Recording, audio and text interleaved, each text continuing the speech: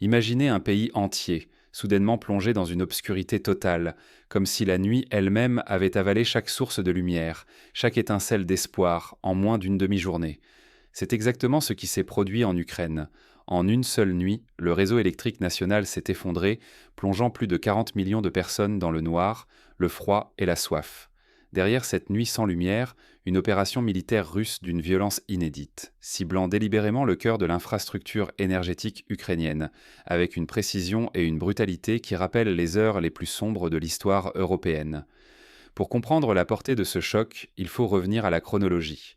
En 6 heures, des centaines de missiles et de drones, lancés avec une précision chirurgicale, ont transformé le ciel d'Ukraine en un orage incandescent.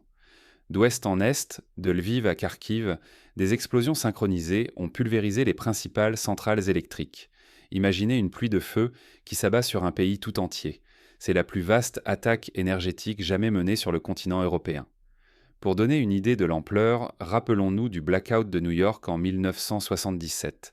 Il n'avait duré qu'une journée, mais il avait suffi à provoquer des émeutes, des pillages et une paralysie totale d'une métropole. Ici, c'est tout un pays qui bascule dans une crise profonde, sans perspective de retour immédiat à la normale. Les conséquences sont immédiates et terrifiantes, déclenchant un véritable effet domino sur toute la société ukrainienne. Volodymyr Zelensky, qui avait toujours refusé de céder, se retrouve soudain acculé, contraint de supplier la communauté internationale d'intervenir et d'envisager des négociations. Moscou, parfaitement conscient d'avoir inversé le rapport de force, rejette tout compromis et pose un ultimatum. Pas de retour en arrière, aucun cessez-le-feu sans capitulation sur ces conditions. Cette nuit marque un tournant brutal dans la guerre. L'énergie devient désormais l'arme ultime, rapide, implacable, et dénuée de tout état d'âme. Sous-estimer cette stratégie serait ignorer à quelle vitesse une nation entière peut sombrer dans une crise humanitaire sans précédent. Perdre l'électricité, ce n'est pas seulement perdre du confort, c'est perdre l'économie, l'espoir, la stabilité et mettre en péril des millions de vies jusque bien au-delà des frontières de l'Ukraine. On se souvient du siège de Sarajevo dans les années 90, où le manque d'électricité avait condamné la population à la pénurie d'eau, à l'absence de chauffage et à la famine. Mais ici, à une échelle nationale, le risque est démultiplié. Pour réellement mesurer la violence de ce choc, il faut analyser en détail cette nuit, comprendre chaque frappe, chaque choix tactique, et ce que tout cela augure pour l'avenir de l'Ukraine, mais aussi du monde entier. Alors, suivez la chronologie. Minute par minute, l'attaque s'est déroulée et tout un pays a vacillé. Voici le récit de cette nuit qui a changé à jamais l'histoire ukrainienne. Mais pourquoi la Russie a-t-elle frappé aussi violemment maintenant ?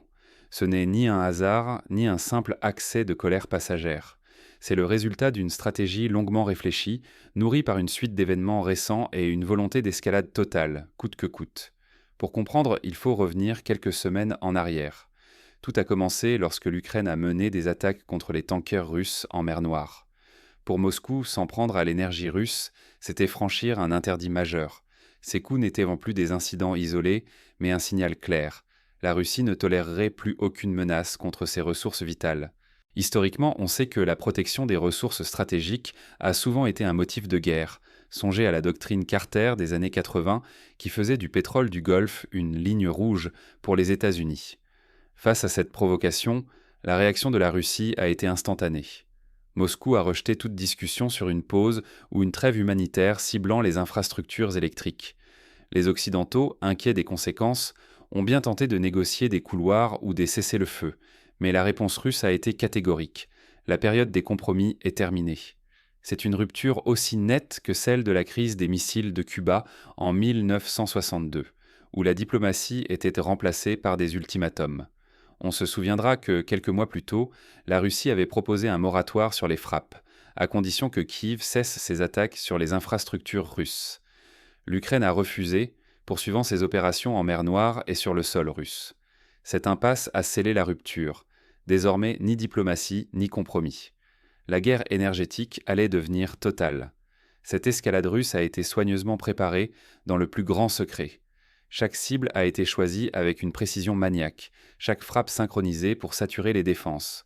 Pour la première fois, la Russie a mobilisé l'ensemble de son arsenal, flotte de la mer Noire, aviation stratégique, missiles de croisière. L'objectif était unique, provoquer l'effondrement du système énergétique ukrainien en un temps record, sans laisser à l'adversaire la moindre chance de réagir efficacement. C'est un tournant historique. Toutes les illusions sur un retour rapide à la normale ou sur un compromis s'évanouissent. Nous sommes à un point de non-retour, où l'énergie devient l'arme principale et l'hiver un allié redoutable. Toute l'Ukraine bascule dans une réalité nouvelle, sans lumière, sans chauffage, sans certitude du lendemain.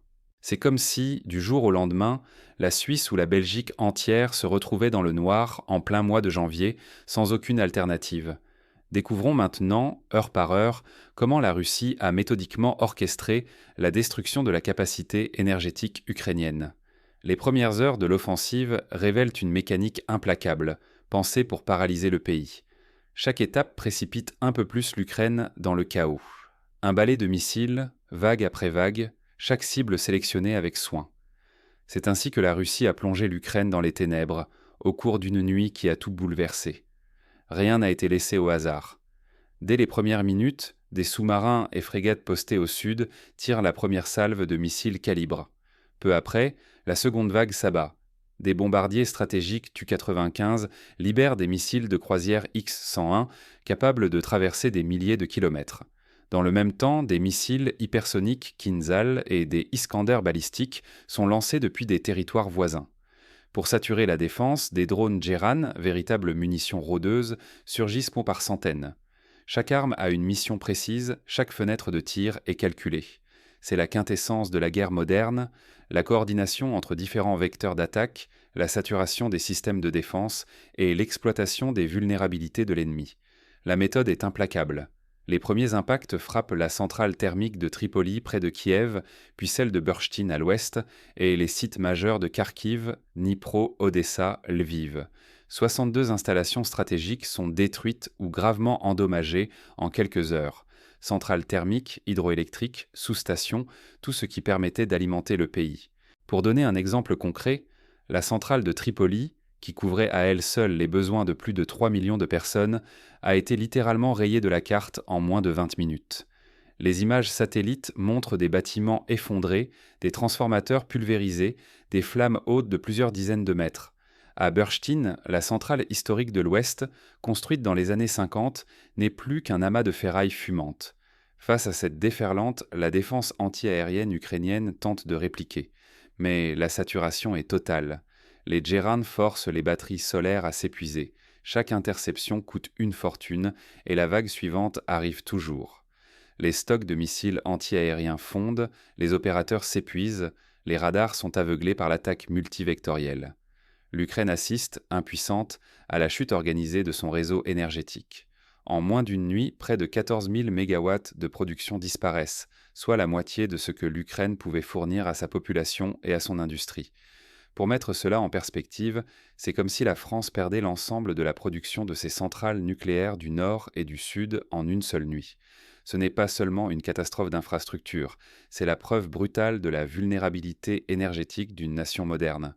La Russie démontre qu'il suffit de quelques heures, de moyens coordonnés et d'une détermination implacable pour pousser un pays au bord du chaos. Désormais, la sécurité énergétique de l'Ukraine n'existe plus. Le message est en clair. Aucune nation n'est à l'abri d'une telle offensive. Cela rappelle la guerre du Kippour en 1973, lorsque l'embargo pétrolier arabe avait paralysé l'Occident. Mais ici, la coupure est instantanée. Mais ce choc n'est que le début.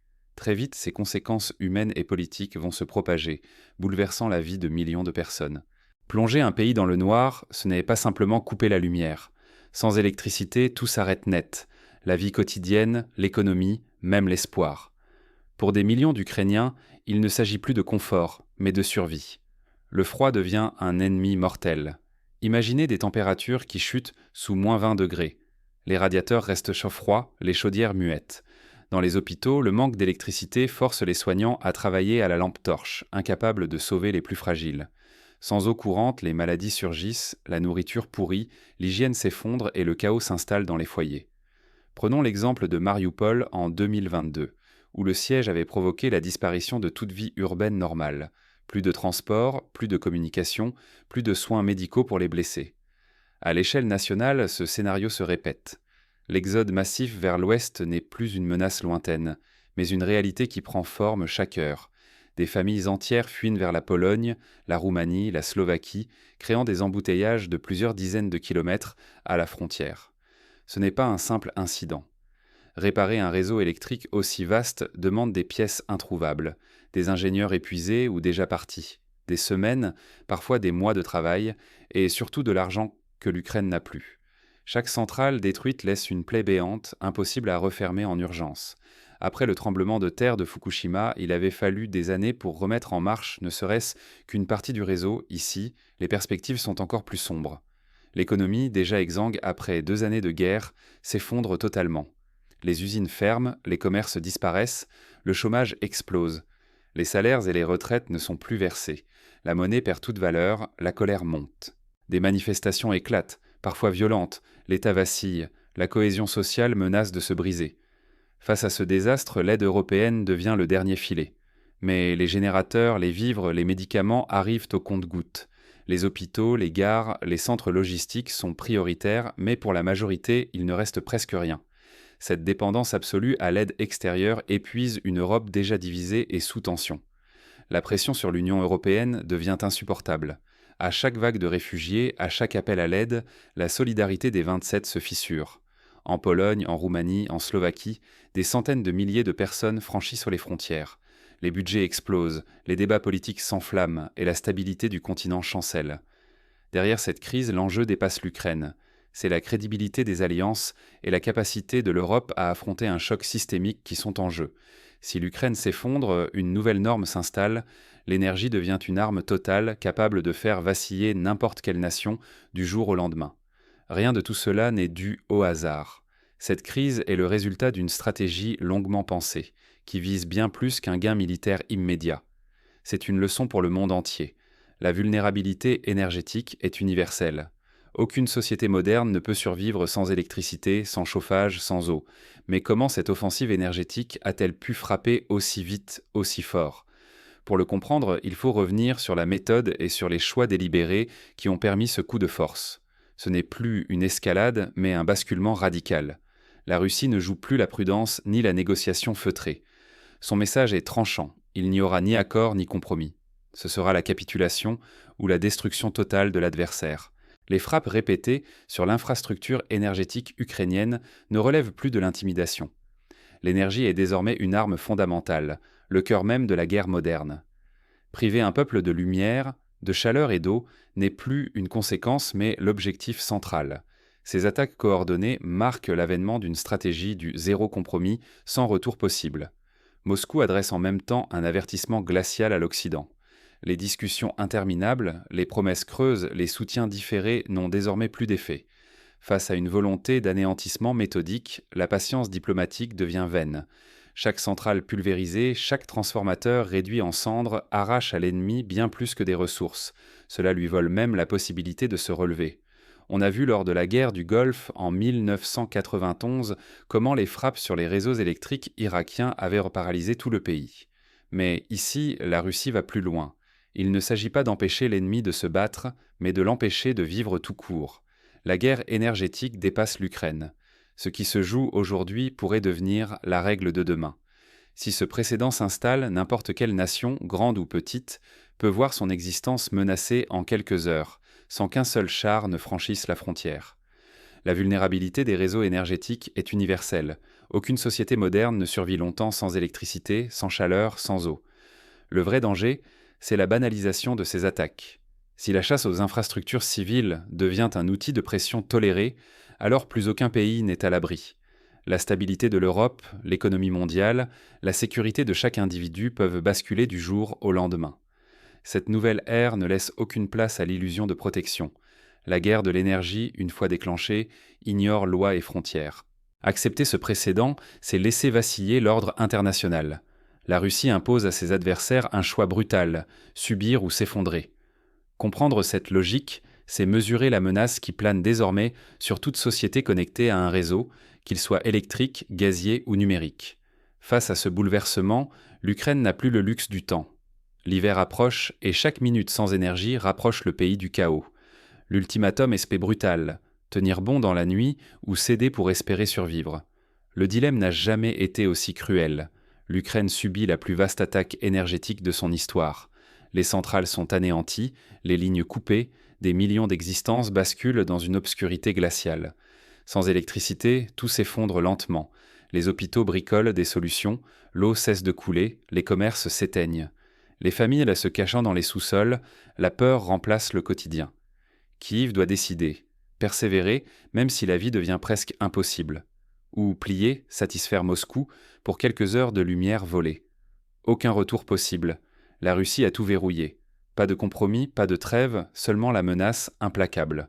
Le monde observe, suspendu à ce fil cassant. Car ce qui se joue ici dépasse l'Ukraine. Une arme invisible a prouvé sa puissance. Aujourd'hui, Kiev chancelle. Demain, qui tombera? L'Europe découvre sa propre vulnérabilité. Que ferions-nous privés soudainement d'énergie? Nos certitudes, notre confort, notre prospérité reposent sur un lien fragile, désormais exposé, menacé.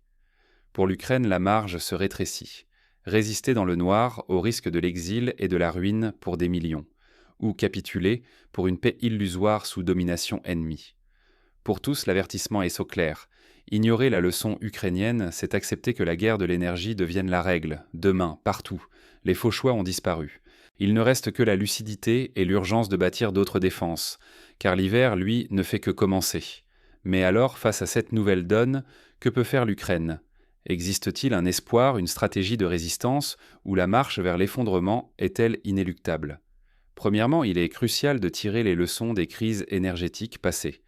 Après la tempête Xynthia en France, en 2010, des millions de foyers avaient été privés de courant.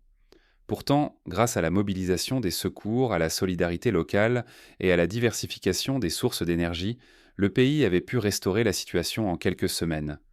Pour l'Ukraine, la tâche est bien plus ardue, mais des pistes existent. La résistance passe d'abord par la décentralisation des réseaux. Les micro-réseaux, les groupes électrogènes, l'énergie solaire ou éolienne pourraient être déployés localement pour garantir, au moins partiellement, l'accès à l'électricité dans les hôpitaux, les centres de crise, les refuges. L'exemple de Porto Rico, après l'ouragan Maria, a montré que les panneaux solaires et les batteries sans Tesla avaient permis de sauver des vies dans les zones les plus touchées.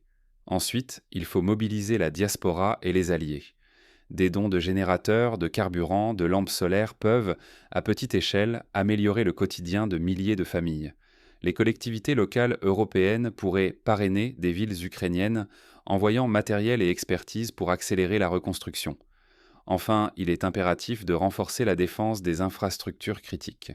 Cela passe par la formation de brigades de réparation d'urgence, l'entraînement de volontaires aux gestes de premier secours énergétique et la mise en place de stocks stratégiques de pièces détachées. À long terme, l'Ukraine devra repenser son modèle énergétique, diversifier ses sources et investir massivement dans la résilience, sur le modèle d'Israël qui a développé des réseaux redondants pour faire face aux attaques. Mais à court terme, la survie dépendra de la capacité à tenir face à l'hiver, à organiser la solidarité, à maintenir la cohésion sociale malgré la peur et la fatigue. Les autorités, les ONG, les citoyens devront inventer chaque jour des solutions pour préserver la vie, la santé et l'espoir. L'histoire est pleine de ces moments où, face à la nuit, l'humanité a trouvé la force de résister. L'Ukraine, aujourd'hui, doit écrire la sienne. Pour conclure, ce qui se joue en Ukraine n'est pas seulement le sort d'un pays, mais celui d'un monde où l'énergie peut devenir l'arme de toutes les menaces. L'exemple ukrainien révèle la fragilité de nos sociétés et l'urgence de repenser nos défenses. Demain, il faudra se souvenir de cette nuit où la lumière s'est éteinte, non pour sombrer dans la peur, mais pour bâtir un avenir plus résilient, plus solidaire, où jamais plus un peuple ne sera laissé sans espoir dans l'obscurité. L'hiver ne fait que commencer. Mais la volonté de survivre, elle, n'a pas de fin.